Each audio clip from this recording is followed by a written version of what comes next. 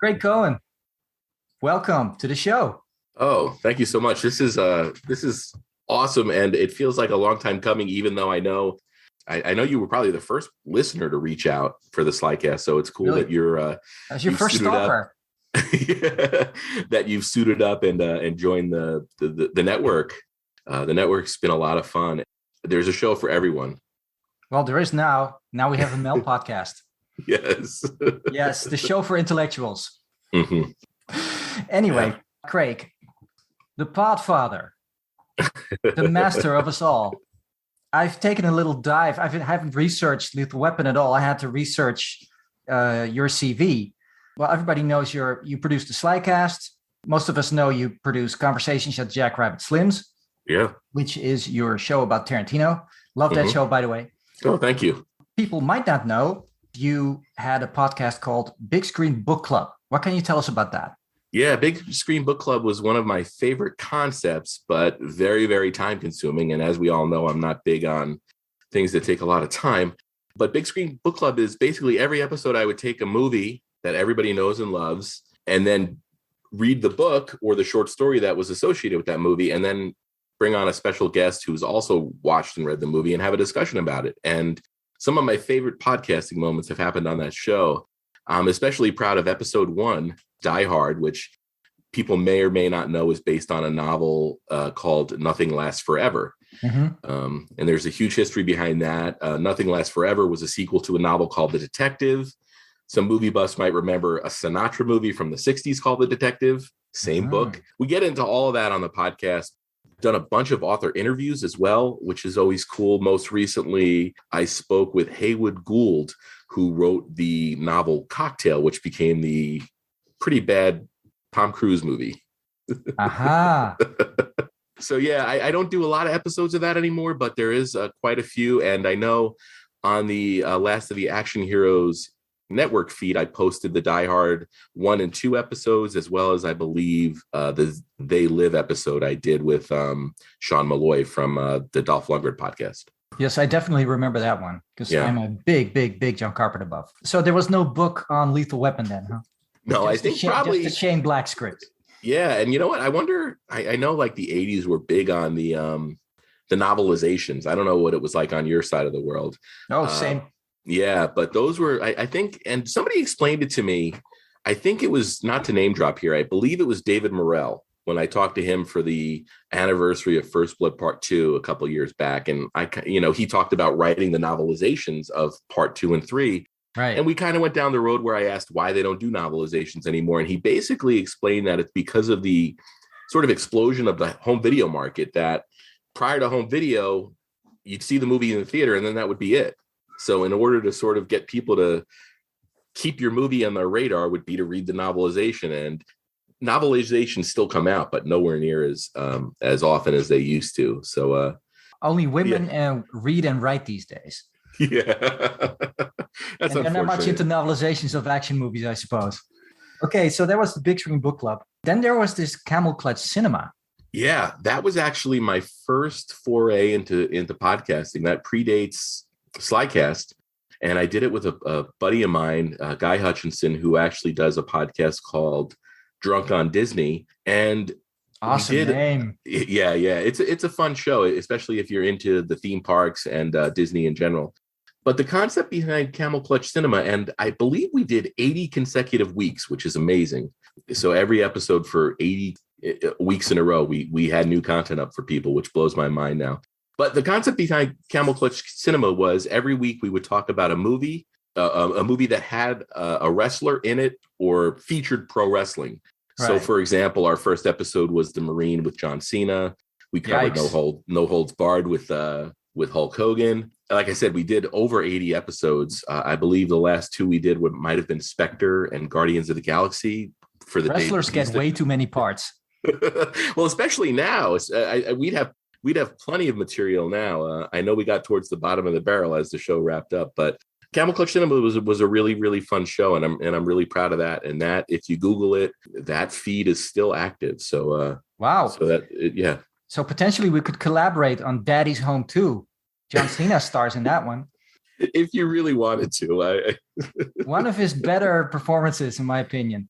When you put him in the right role, he's a lot of fun to watch. I'll leave it at that. Let's put it that way. He's a better actor than he's a wrestler. Oh, absolutely. And to round things out, you also did the tricorder transmission, which actually I didn't stalk you for that one, but because I'm a big trekker, Okay. that's how I found you guys. Oh, okay. Because Neat, yeah. I listened to that as a companion show. I just thought I'd rewatch original Star Trek, and I just sort of came across your podcast, and I just sort of started listening. And then I ran into Slycast, and I was like, oh, wait a minute, what's this? Yeah, worlds colliding. Yeah, so Slycast originally started with myself, Jeff Hewlett, and Jeff Ferry. Tricator Transmissions was, I believe we started that probably just before Slycast. And that was me and Jeff Hewlett. My friend Jeff had been looking to get into podcasting for a while. We both had a love of the original series. And what we did was we offered scene-specific commentary for every original episode of the original series. So if you have the Blu-ray or the DVD or you have it on a streaming service, you know, you listen to us count it down and then you start it up. And there we are talking about the episode. So a lot of times we get into the backstory on the episode, guest stars, directors, writers, favorite scenes, things we didn't like. And then at the end, we would let you know whether or not we thought it was essential viewing. One other cool thing we did is we did a couple of supplemental episodes. I know you said you've been to Vegas. I'm not sure when you were here. About 99. Okay. So when you were here, the Star Trek experience over at the Hilton was open. Okay. I did experience the Star Trek experience, at least the start. Yeah, definitely. I own the sheet. I own a t-shirt, in fact. Yeah, so I think you were probably there before they opened the Borg 4D invasion. On one of the supplemental episodes, we talked to two people that were on the ground floor of the Star Trek The Experience opening, and they gave a lot of great insight into what it was like to work there, why it was such a special place, and ultimately why everybody knew that one day it was eventually going to close. It's mystifying to us that the great Craig Cohen doesn't seem to do any research anymore. So, of course, I did some investigating, and I've come up with a possible reason why you're not researching anymore. I think the albums are called Catalina Rush, Piano Electric, and my favorite, 6 Feet Under the Underground. Are those the correct names of your albums? Yes, sir. Yes, sir. Yeah. We have an actual musician in our midst, ladies and gentlemen. Yeah. I've been playing guitar since I was 15. So over 30 years at this point, when coronavirus hit. So I was furloughed for about 15 months. And during that time, I realized that I wanted to sort of get back into the music and music making. So I sort of got my setup back together, fell into the world of MIDI composing, which is, you know, being able to use basically any sound texture that you want and create any sound you want. I gave myself, originally with Catalina Rush, it was July of 2020. I said, you know what, I'm going to write and record an album over the course of July. And when July's over, if I'm not done with it, oh well. And I did an all-instrumental concept album called Catalina Rush, which I'm really proud of. And then follow that up in the February with 6 Feet Under the Underground, which is another concept album. Okay, well, maybe we should just encourage people to go to Spotify, type in your name, and you'll just come across all 3 albums. And I'm currently working. And I'm currently working on another one right now, which is, being back at work, it's a little difficult to, you know, come home from work and spend time with, you know, the wife and the pups, and then also get time in to write and record music. So, but it's been pups, ladies and gentlemen, are their dogs. Yes. Frankie and Frida. Yeah, they're my 2 Yorkies. Okay. Lethal Weapon. How about that soundtrack, huh? It doesn't do anything for me anymore. It doesn't do anything. I re-listened to it today. I hear different things now. I guess because I'm not a despondent teenager anymore. It has that saxophone riff from David Sanborn that basically represents Murtaugh, and it has the guitar blues by Clapton that represents Riggs, and then there's the overarching musical theme by Michael Kamen. I still enjoy the jazziness of it and the blues themes. But it's not like I could just put on that record again and go study but it's okay. I would agree with you. For me, the movie very well. Sax is always really challenging. You know, sometimes sax comes off as corny. It definitely gave the entire Lethal Weapon series a personality.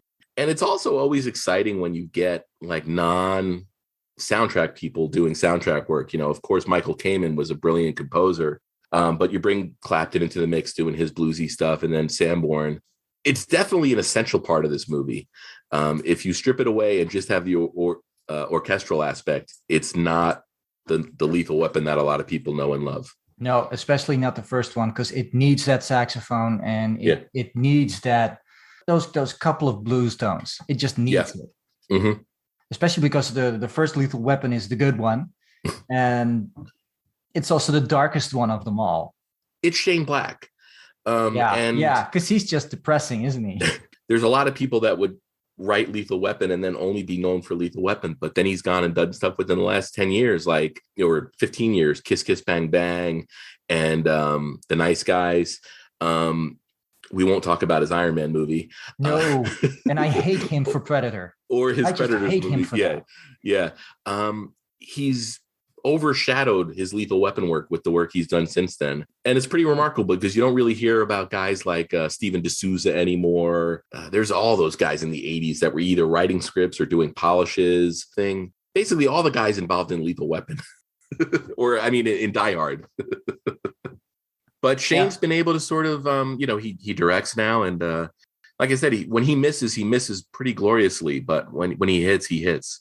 Kind of like Stallone. Yes. Hey, you know what? If every time you swing for the fences, you're not gonna hit a home run. Sometimes you're just gonna do a pop out infield. Well, to give people perspective, Shane Black can be seen in a movie because he is actually in the original Predator. Yeah, he's like the nerdy guy with the glasses. Yes, he's the radio guy, Hawkins, he's like, I think the first guy in the team who gets killed. I think so. Yeah. I gotta say, Seiko, a lot of those 80s movies hit me the way they do because of how old I was when I saw them. And Lethal Weapon I wanted to talk about was, I wouldn't feel the way I feel about Lethal Weapon if I hadn't seen it when I was 14 years old. If I had seen Lethal Weapon, why you picked it? I think so. Yeah. In terms of Mel Gibson, we were aware of The Road Warrior. The Road Warrior was a movie that we would rent all the time just because it was so cool. It was, like a punk rock, apocalyptic nonsense, with, George Miller's a maniac. When you're watch it, you're talking about the guy who won an Oscar with Happy Feet. That's a versatile man. And also the Babe, the first Babe movie, I believe. The first Babe movie? Yeah. Not the second Babe movie? I don't know if Babe in New York, I think. But I definitely think some of the reasons that I respond so well to or hold Lethal Weapon in a fond place in my heart is because it hits all the beats you need to hit, for a 14-year-old watching a movie. If I was 30 the first time I saw Lethal Weapon, I would call it out for all the nonsense that we're going to talk about. True. It starts with a nude woman. So right there, you've checked the first box. Well, it's the 80s. Yes. It has to have boobs. Yeah.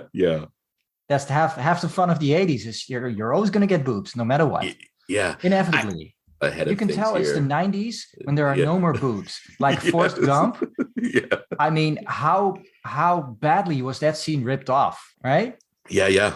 Except for one thing, we don't get the boob shot. It's alluded to in Forrest Gump. Yeah. There's plenty of stuff to do with their boobs, but you don't actually see it. Yeah. Not even the Playboy, which is disgraceful when you think about it. Forrest Gump really should have been done in the 80s. Well, I know that was based on a book, and it was definitely written in the 80s. Zemeckis should have done that instead of Back to the Future 2 and 3. Yeah. Obviously. I won't argue with you there. Then again, there were no boobs in Back to the Future, so, oh well. Yeah. Forlorn idea. However, you were 14 when you saw Lethal Weapon. You were the right age. Absolutely.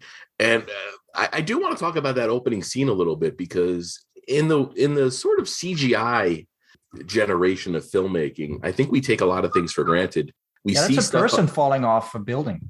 And also that initial shot where you got the helicopter, sort of going through Los Angeles, and then it circles this building, and then it pushes in on this apartment, and then it goes inside the apartment. Now, nowadays we see that, and that doesn't impress us because we've seen all the Fast and the Furious movies and all the Marvel movies and all the nonsense that goes on there. But here they steal a shot like that from a major great director like this. Yeah. And I mean, that opening, I rewound it and watched it again because the artistry of that was amazing. And like you said, you've got a real fall.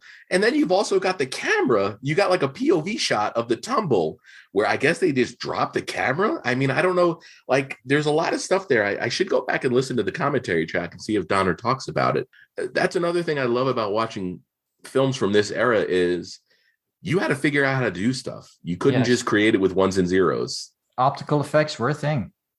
Yeah. And that's another thing that I think really helps Lethal Weapon, stand out. I do want to mention that this was the first time I had watched the theatrical cut in a long time because the home video version I had was the director's cut. It was playing here on HBO Max in the States, so I was able to watch the original theatrical cut. It was interesting because, like I said, I was so used to the director's cut, so it was. The original theatrical cut is a lot faster. I don't think the director's cut really adds anything. It gives you, like most director's cuts, it gives you a little bit more spice. Yeah. The one thing the director's cut does do good is it establishes that in the theatrical cut, Murtaugh wakes up, it's his birthday, he meets Riggs, and it seems like they have the longest day in the world. And the director's cut actually establishes that what occurs in that first day in the original theatrical cut is actually 2 days in the director's cut. And and it's a throwaway line, whereas I think like Mel says, or Riggs because he had a day off on his birthday. Oh, is that what it was? I guess so, because it was his birthday. So if this was supposed to be 2 days, then maybe it was just his day off, and the next day he went into work without the beard. Well, no, I think it's during the point where he's already teamed with Riggs. And they just compressed it all together because he says, I didn't know it was your birthday yesterday or something to that effect. Right. So they had met already. But for me, that's the only detail, because I don't know if you felt it, Seiko, but it feels like that first day is really, really long. That, and what I found peculiar, and you can't really put Lethal Weapon under a microscope because the plot holes are about the size of moon craters. Yeah. This is a movie that's supposed to go fast. You're not supposed to think about it much. You're not supposed to scrutinize anything, but came up in my mind when I was seeing him sitting in the bathtub. It was like, okay, so what time are you supposed to report for work? Because I usually don't have time to chill out in the bathtub, but maybe they're just used to Sergeant Murtaugh late for work. I don't know. He doesn't really seem to be happy about anything. So maybe they just let him because he's in a better mood after his bath or something. Yeah, I don't know. And the whole family was like up and dressed and ready to go. Yeah. I don't know. If I have a job in a city, probably be up earlier than the kids going to school. Yeah. Or maybe they're all insomniac. But they're great singers, though. Yes. Nobody's ever sung Happy Birthday like that to me. No. Something I wished for after that movie. Well, you don't really do any research anymore. Craig, are you getting too old for this shit? I don't think I'm too old for it. I'm still younger than Danny Glover was. Oh, good. In Lethal Weapon. Yes. But here, I have some cleanup on that. I looked into that. So he's 50 in 1987, right? And he's in the Air Cavalry in the Yadrang Valley in 1965. For Mel buffs, that's We Were Soldiers. So he's in that unit. Interesting, cool. Isn't it? Yeah, it is. He's in that unit. We don't know what he's in exactly, but his life was saved, etc. Now, if he's 50, that means he was born in 1937, which means he was like 29 or 30 in 1965. And the average age in Vietnam, as we all know by the song, is 19. So he was what? A professional soldier? Yeah. Why else would he still be in the army in 1965? So did he go to Korea when he was 19? Because Korea years could be, I don't know, peculiar. Because here's the problem that we have with Riggs is also a NAM veteran. Yeah, there's that line where he says, I saw some guys like you in 69, and I'm doing the math in my head. So and everybody's talking about how he's a kid and stuff, and I'm like, this isn't working out. So let's say he's 19 in 1969. So he's born in 1950, right? We'll discuss potentially where he was born later, because that's another story. Now, in 1987, he's about 36. So the age difference is 14 years. Where the hell does he get off talking old man shit to Murtaugh? They're 14 years apart. Yeah. He's an old fart too. Yeah. What is this? Well, yeah. I mean, Riggs seemed more of the age to be, a Vietnam vet if you're looking at that birthday around 1950. And we also see that his wife was born in 53. So, yeah, I mean, I think they made a major error because they just should have said, well, he was a vet from the later years, from the fall of Saigon or something, like in 1974 or 75. Because basically he has a really thick Australian accent. And you can say, well, that's because he's Australian. No, he's not Australian. He's an American. He was born in the United States. He lived there until he was 12. Then he moved to Australia. Now, okay, he picked up the accent. That's fine. But why would the character have an Australian accent?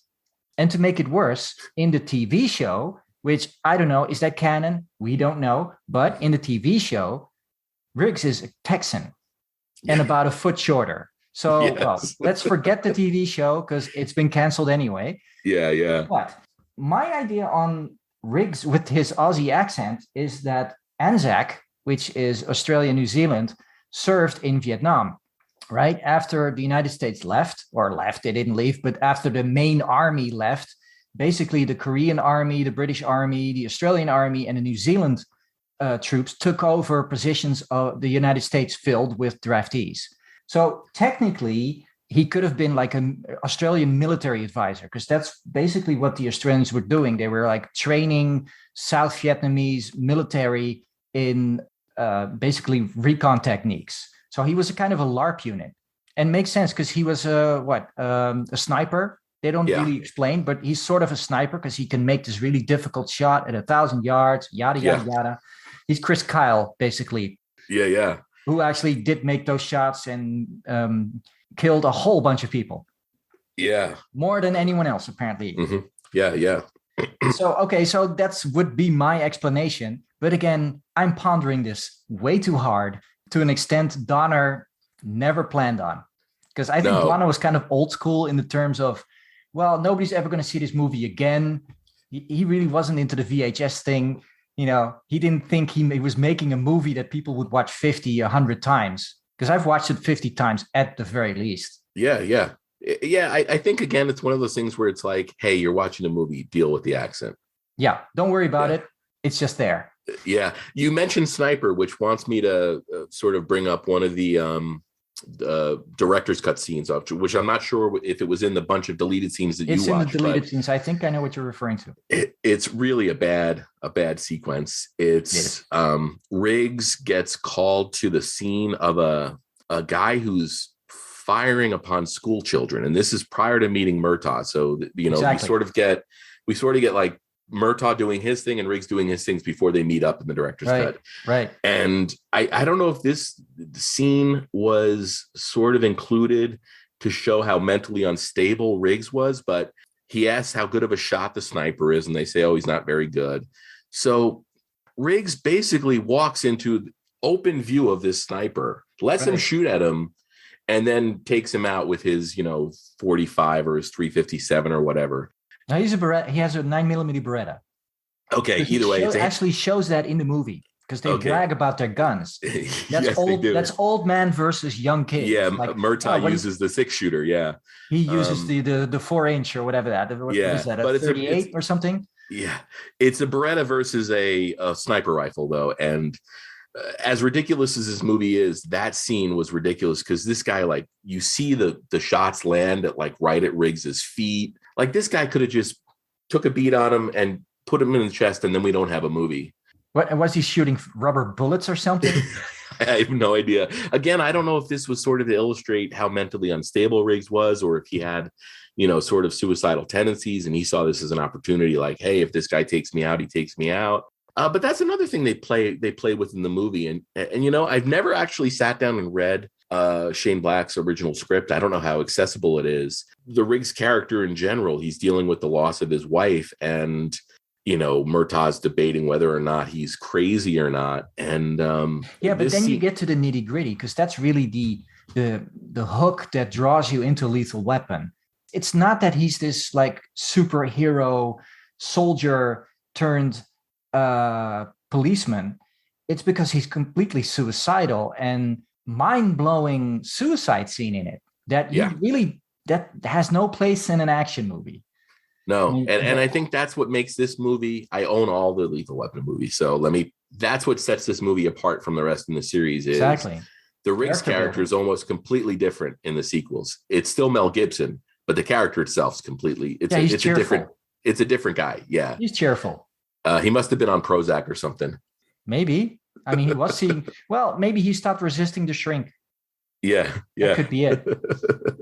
Here you have a guy turning a gun on himself. When have you ever seen it quite like that in a movie? I mean, no.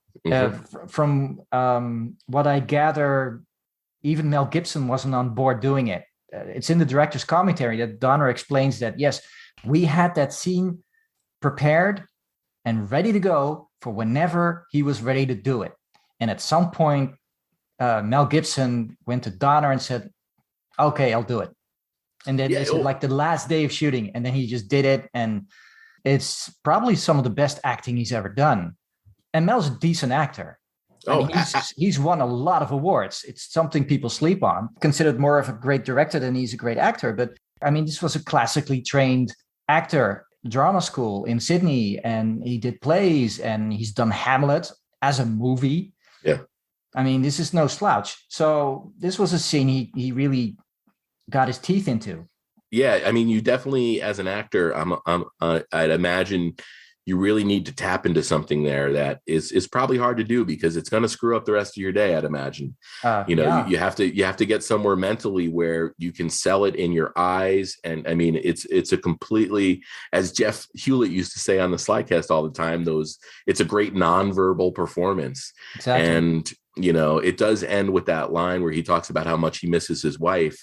Mm-hmm. But yeah, if you're putting together a list of the best Mel Gibson acting performances of all time, that's top 3 for sure. Bone chilling. Mm-hmm. Absolutely.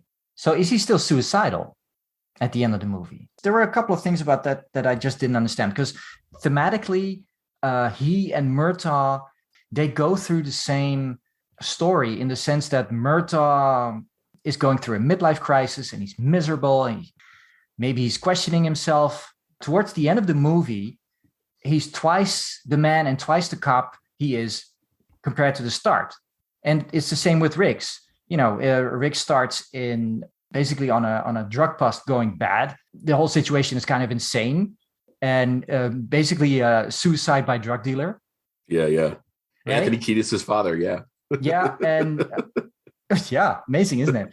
And there's no scene with his superior. So he ends up in a transfer and he ends up in homicide because they have a drug-related case and they just filter in a vice guy so they can pair this awful sergeant who hates everybody up with somebody at least. Yeah.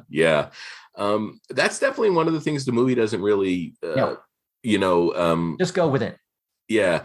I'd say at the end of the movie, though, he's got a connection in his life that means something. And he's got people in his life that he cares about again. Mm-hmm. Murtaugh, and more importantly, Murtaugh's family. Yeah, he gets adopted, doesn't he? Like, you don't just turn off being suicidal, but I think it filled the void that was there when he's just sort of isolated and living by himself with his dog on the beach. Mm-hmm. That it sort of gave him that distraction he needed to keep his mind focused on living.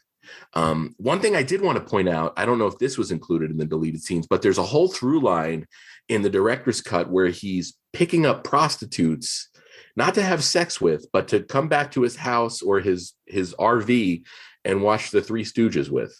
Yes, that's the director's cut. That's definitely not in theatrical. Like I noticed, one of the deleted scenes I remember vividly is he shoots the TV. Yes, and then he buys a new one. Yeah, but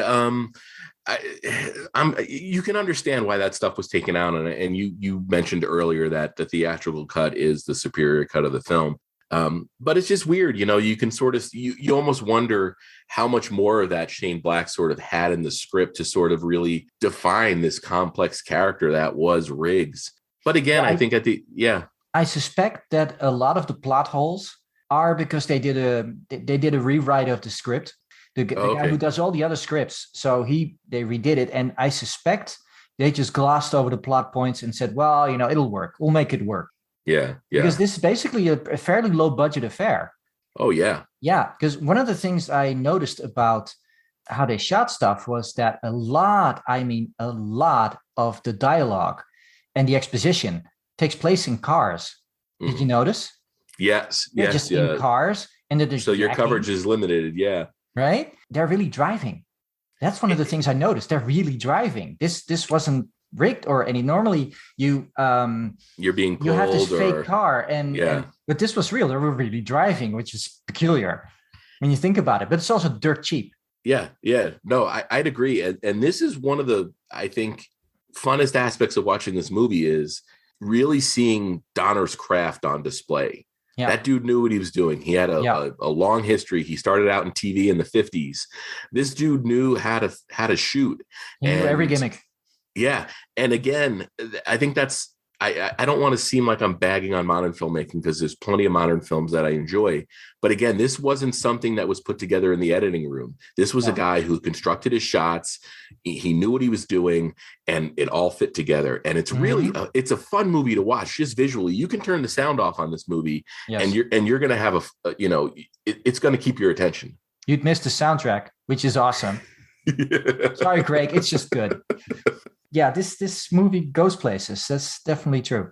Yeah, no, and I mean not to overstate his importance, but this is a very different movie if Donner doesn't direct it. Ironically, he directed all of them. Yeah, So the guy who hated action movies didn't hate Lethal Weapon. yeah. I think it was probably the characters, Murder on Riggs, and anytime you're doing that quote unquote buddy stuff, I just imagine it's fun. I mean, I think as no matter what your job is, when you go to work, you want to have fun. So I imagine being on the set with Mel and Danny Glover and all the other folks that you get to work with. It was probably a fun set. And I mean, Another interesting thing, isn't it? mhm. If you look at like the names and everything, Murtaugh sounds Irish to me. Yes. So I suspect when they were casting, they weren't looking for Danny Glover. No. Danny Glover happened to them. I Yeah. Well, suspect. and that gets into also the age discrepancies and things. It was Yes. they weren't casting based on what Shane Black put, No. male, white, 50s or whatever. Again, it was whoever worked for the role, and you know what? If the details didn't mesh, oh well, the chemistry's there. It kind of sounds like that whole George Lucas kind of casting, where he's more into the chemistry of actors than he is building a group. This movie is really carried by the chemistry between Mel Gibson and Danny Glover. So they must have cast it that way. Like whoever works with Mel, whatever works, that's what we do. Yeah. Again, that it's sort of like a holy trinity, if you will. Mel, Danny, and Donner. Those three are what make this movie what it is, and it's also what I mean, they've been talking about Lethal Weapon 5 for a long time, Seiko, and I was always skeptical because Richard Donner was in his 90s at that point, and unfortunately he's passed away. And I mean, Mhm.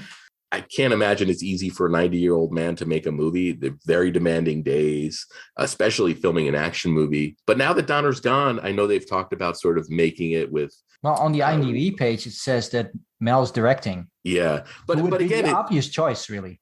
yeah, but again, if you go with the math, now we're looking at. You're too old. Well, Murtaugh's going to almost be 90 years old. He's really going to be too old for this shit at that point. Yeah.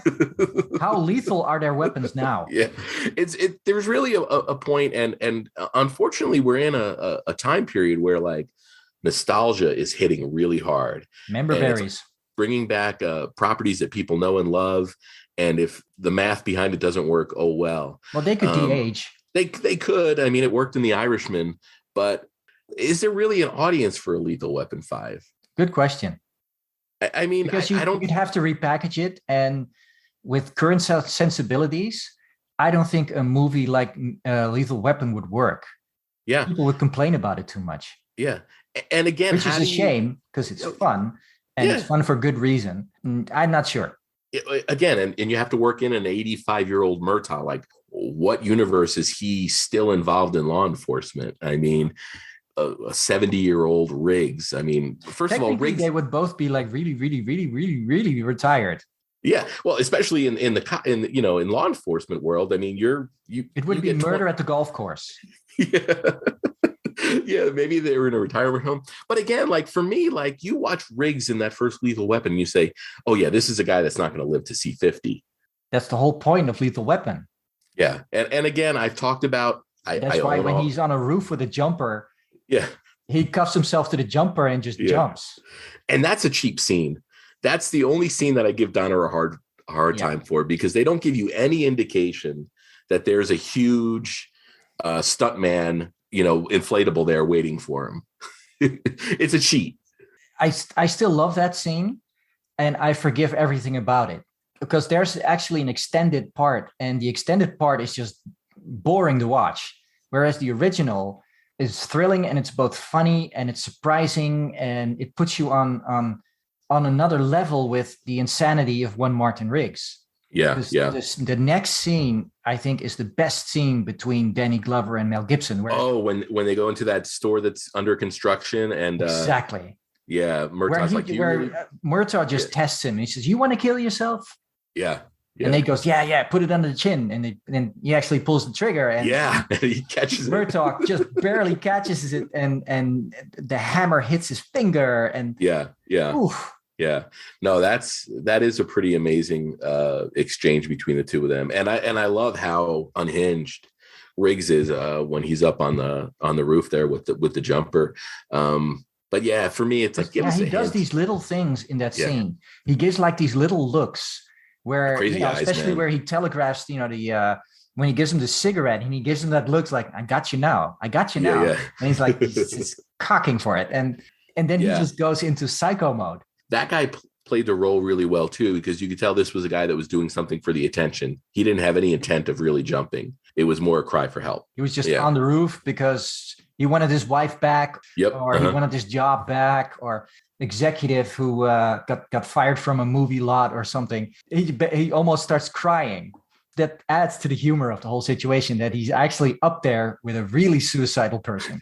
And he realizes it the moment he gets cuffed to that guy, and he goes, "Do you want to jump?" Yeah. And that's an interesting scene too, because if you boil it down, it's a really sort of scary scene, but there's a level of humor at the surface that there's some sinister stuff going on there. And then, like you said, it gets explored in the next scene with Danny Glover, but there's so much comedy at play there that it's a really weird balancing act there. It's, again, I think that's what makes this movie special is, nowadays we have a tendency to just go dark and stay dark. And here it's like you've got the moments of darkness, but it's balanced out by comedy. And I wouldn't call Lethal Weapon a dark movie by any stretch, but it's got some really dark moments. It's got girls on drugs falling out of windows. It's as dark as it gets when you think about it. Uh-huh. What happens to that girl is that she just has the wrong dad. Mm-hmm. Probably lured her to certain parties to get on drugs. And so they could use her. She doesn't OD. She's poisoned. Mm-hmm. She's poisoned, so she jumps out the window because it's intentional, because it's to pressure daddy. Really, when you look at the character and you see the family photos and Sergeant Murtaugh looking at the porn video where they're showering together, and you're like, well, that doesn't sound too bad. It's just a girl scene. It's not like it's a Black's Raw or anything, or Brazzers. No, it's just looks fairly benign. So she was probably suckered into that whole thing. Yeah, not to Riggs, by the way. When Murtaugh mentions that to Riggs says he calls it disgusting, I think, the girl on girl aspect of it. Yeah. Interesting. Well, so Riggs's conservative values there. And here we go into Riggs, and this is where things get really interesting. Well, he's a dark guy. He's interesting in terms of quotability, because at some point he's on fire. Remember that scene where he's on fire? This is a scene that definitely doesn't happen in 2021 or 2022. Because basically he's on fire. His jacket is on fire. Sergeant Murtaugh, his partner, tries to pull that coat off of him. And his reaction is, "Hey, are you some kind of fag?" Yeah, I mean that word was prevalent in the 80s, and it was Definitely. thrown around. Nobody considered it It kind of in the had a different meaning. absolutely. But it's funny if you watch that scene, Seiko. The only reason his jacket needed to catch on fire is so he could take it off, so the little kid could see the tattoo, the special forces tattoo, because they needed that. Because how else were they going to get to the next part? Because I don't know if you understood anything about that investigation, but that's the most convoluted police procedural thing I've ever seen. They even talk about it that way. It's like, oh yeah, that's very thin. Oh yeah, that's anorexic. Yeah, it could work. It's just they're sort of guessing. This was the 80s, and you had Miami Vice on TV. And I don't know if you remember Miami Vice. Oh, it's one of my favorite shows. Yeah. Mine too. But it's Miami Vice. Those were bad, corrupt cops. They never solved any crimes ever, but they rode around in nice Ferraris, and they always had like really cool clothes on, and they had plenty of money to do stuff. This is a Southern police force, so we all know what they're like in the South. Really, if you look at Miami Vice, it's a bad cop show because the bad guy, what's his name, Calderon, they never actually caught him. He always got away. Yeah, there was a cop from New York coming all the way down to Miami to work with Sonny, who apparently had a deep cover. Yeah, he had a deep cover, all right. And his name was Sonny in both instances. Yeah.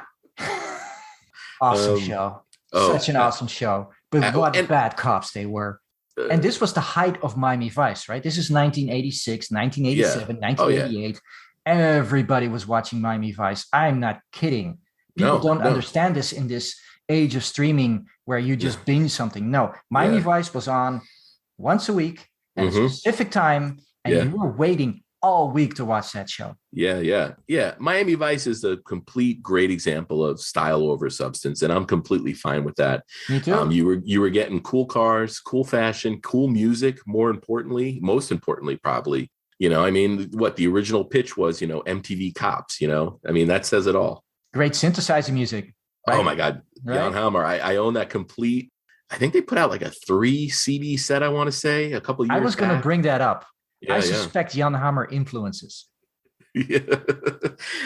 If you really want to get into my current stuff, it's Jan Hammer, it's Vangelis, who did the Blade Runner music and Chariots of Fire. But that's all there in the secret sauce, if you will. So at some point he's tortured. I'm not really sure why they torture him when they tried to kill him before. Let's just forget about that. He's being tortured by the great Al Young. For everybody's listening, he's the guy in Die Hard who steals the chocolate bar. Yeah. Right? The guy with the mustache. He's in all my favorite movies, and I mean all of them. This guy tortures Martin Riggs, and it looks fairly nasty. I mean, we're talking Rambo stuff where he gets electrified and but before this happens, his main nemesis, called Joshua. Oh, the great Gary Busey. The great Gary Busey. Absolute best character. Part. Yeah. I won't argue with you there. He's a machine. Now, he's a tool. He's a weapon in. So here we are. Joshua just explains to him, well, we're going to torture you. And so who's the Slope? Now that makes sense because he's from Nam, and that's how you talk about people. Apparently, I watched a lot of Vietnam interview videos because there's like this online newspaper called Baltimore Gazette, who did a deep dive into Vietnam veterans, interviewing them, kind of in the way people were interviewed after, let's say, Schindler's List. They interviewed a ton of Holocaust survivors, and they did the same thing with E Company for Band of Brothers. Now, this was the same kind of thing where they would interview people about their Vietnam experiences, and they really puncture a lot of these myths we hold that pretty much Hollywood created, like how they would refer to the Vietnamese. They would talk about, Mr. Charlie Victor and stuff like that. I mean, they were deathly afraid of, especially the North Vietnamese. So there was a certain reference there. You're bound to be very superstitious, constantly being shot at when you can't see your enemy, when you're constantly under threat of death. You're not going to go there. No, I was just thought that way. They just didn't talk about stuff that way. Yeah, I was just going to say that as well. Like, you're about to be tortured here and you're going to antagonize your torturer. No. Yeah. Like, well, he's the hero. Mm-hmm. and he already knows he's going to save the day. I'm just going to quip cool stuff here. Quipping, who's the slope? Okay, great, Martin. Great. That's a really nice comment there. I hate it for it because he's making me sound like a sensitive millennial, which I'm not. Yeah, yeah. Well, yeah. I mean, the thing is, most time when you're writing a character, you want you want the audience to know who the hero is and who the villain is, and there it just creates this mud in the water. Even in 1986, I'm sure that hit viewers a certain way.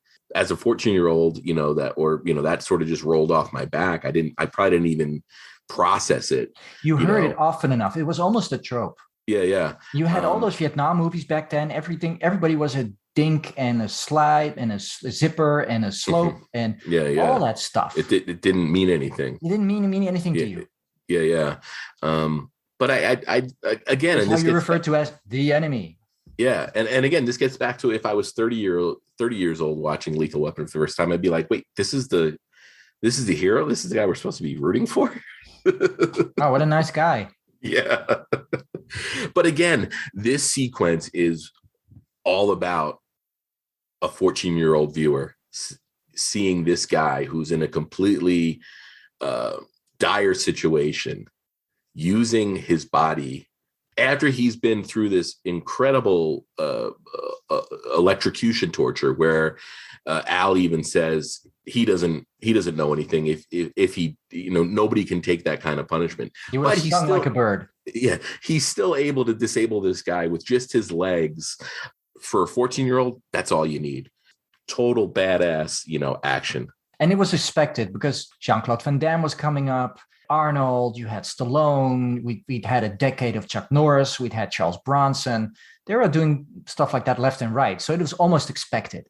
Yeah, yeah. Uh-huh. So if skinny little Mel Gibson, I mean, he's very skinny in that movie. If skinny little Mel Gibson is going to be a hero, then he better take people out with his legs, right? Yeah. Well, and again, there's a great quote unquote Hollywood moment in there where, Danny Glover and his daughter, some sinister shit's about to happen to his daughter. God knows what they were going to do to her. They even leave it in a note. It's like, your daughter looks great naked. I'm like, we're in for it now. Yeah. So the captain says, there is no heroes anymore, or whatever. And then on cue, the door opens up. Mel's got, Al on his back, and he drops him in and he takes out everybody in the room. I mean, that's the beat you need. And like I said, as a 14-year-old, that just hits you a certain way. I mean, it's ridiculous, it's absurd, and it's absolutely awesome. Yeah, and it was during a time when you had the hero cop. They would do things that would get them fired pretty much in a normal situation, wreak havoc on a city and kill people left and right. Ridiculous, really. Yeah, that was a normal thing. That was something that in the 80s you'd just expect. It's like, we need explosions here, and we need a car flipping over 19 times here, and that's expected that they just walk out of that without a scratch. And so there's some of that in Lethal Weapon, although to a certain extent Lethal Weapon is very grounded in reality, in the sense that they do get shot, they do show pain when they're tortured, etc. So there's that. It's not a complete cartoon. Yeah. It's funny. We on the last network show where myself, Doug, and Ryan sat down to talk a Sly movie, we talked Cobra. And we talk about what a bad cop Cobra is. He's setting guys on fire. I mean, like, your career's over there. You set a guy on fire. He was the last resort, right? They'd never fire him. Who else could deal with the crazies? Yeah, who's going to do the dirty work that nobody else wants to do? Which is interesting because basically Murtaugh and Riggs turn into a death squad. Yeah. And there's no oversight here. It's not like there's a lieutenant saying, well, you can't do this or something. For me, that almost makes me think that the higher ups were aware that there was some kind of clandestine operation going on here. Again, it's a MacGuffin, and I'm probably overthinking it. But we're overthinking because then we'd have to get into Shadow Company, and that Shadow Company might have infiltrated the police department at higher levels, and that they're in on it. And then that arrest would never have been made. And you know what I mean? Yeah. No. Yeah. But plot holes and all, I've rewatched it a couple of times for the show. I had to research it now. I still enjoy it, and I enjoyed it even more now. It's crazy. Here's this ramshackle of a movie, but there's something about it that just makes it ultimately rewatchable. in a completely different way from, say, Die Hard, where Die Hard is one of the best plotted action movies ever done. I was just going to say that. Yeah. I mean, it's brilliant. And the irony is that Lethal Weapon has sort of that same energy, and it's an absolute disaster in many ways, but somehow it works. Yeah, yeah. And I mean, if you want to make that connection to Die Hard works the way it does because of Bruce Willis. True. You put nobody else could have done it. Yeah, you put Al Pacino in Die Hard, which was one of the names that was thrown around. Ugh. It's not going to work. And again, that ties back to Lethal Weapon, where we talked about the casting. You know, Murtaugh and Riggs here are really important. And if you drop in any other of, you know, Gibson's contemporaries at the time. What if Stallone had done this? Would have been a very different movie, I'll tell you that. It would have been a kind of Tango and Cash kind of thing. Yes. Yeah. But yeah, I mean, that's part of the charm of Lethal Weapon is the script that Shane Black had provided. And true. Again, you know, and you talked about it, you know, there's plot holes that, you know, are big enough that you can fly a jet through. But at the end of the day, all the absurdity works. And it works because of Mel and Danny. Yeah. So that's all stuff that's forgivable. Yeah. If the you don't care about it, because you've got Mel and Danny. It's so strong. It carries on for 3 other movies. Yeah, no, absolutely. When you think about it, it's in many ways, this is the ultimate buddy cop movie. What is supposed to be good about a buddy cop movie, they get absolutely right with this one. Mm-hmm. Let's see, like 48 Hours as an example. And that's not really a buddy cop movie, but it's a buddy movie where they're so diametrically opposed. Yes, the Eddie Murphy much more character. adversarial. Yeah. Whereas here, it's there, but it's not overtly stated. You can see they're both that cops. Whereas but they have 48 hours, Eddie Murphy's a criminal. Yeah. Who's let out of jail for 48 hours, hence the notion. But they have different approaches here. And you can see that Murtaugh and Riggs shouldn't get along, and they don't always get along. But like I said, it's not overtly telegraphed. It's handled in a good way. Like I said, Donner handled it right. So this is an interesting juxtaposition.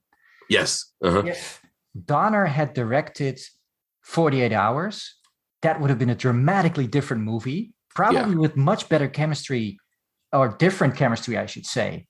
Yeah. With Eddie Murphy and his counterpart. Whereas if Walter Hill had directed Lethal Weapon, we wouldn't be talking about it right now. Match. It would have been a lot angrier. Oh yeah, yeah, absolutely, absolutely. And again, that sort of illustrates what a director brings to a project. And I don't want to say it doesn't matter as much. If you look at like your typical Marvel movie, all the major action beats in a Marvel movie, before the director's even hired, those are all created in a computer. That's movie by committee. They know exactly what those action scenes are. And then the director comes in to direct the talking head scenes. It's not directing, is it? We could definitely probably devote a whole episode to discussing that, Zico. Millennials would hate us for it. Because they just call us boomers and say, well, all you're saying is everything used to be better. Well, guess what? In this case, it was. Now, the big question on everybody's minds, is Lethal Weapon the greatest Christmas movie ever made? I'm still hung up on, is it Die Hard? Is it Lethal Weapon? Or is it something else? But it's a very powerful Christmas movie. I got to say that Lethal Weapon hits the themes of a Christmas movie a lot harder. Of course, it opens with Christmas music. It closes with Christmas music. Yes. But also the whole element of Riggs being adopted by the Murtaugh family has a Christmas themed. Yeah, exactly. And it wasn't something I really thought about too much until I sat down to watch it for this podcast. And you can make a really, really strong argument that if you set this in the summer instead, you wouldn't have known the difference because it's California. Yeah. And according to rumor, it's always sunny in California. Yeah. Well, although it does rain in Lethal Weapon, which is kind of interesting. But no, I think... And that's a thematic rain, isn't it? At his wife's grave. Yeah. That's where it's raining, because he's crying. Yeah, yeah. He's in sorrow, and rain represents his sorrow and maybe some kind of closure. Yeah. And then for the street scenes, pavement just looks cooler when it's wet. Very true. They really beat us over the head with it. The only thing it doesn't have that Die Hard has is a dead Santa Claus. Checking the boxes. Yeah, that's a big miss. Yeah, yeah. But then again, Die Hard was still in the future, so I'm going to have to give it to John McTiernan for that. Yeah. Okay, Craig.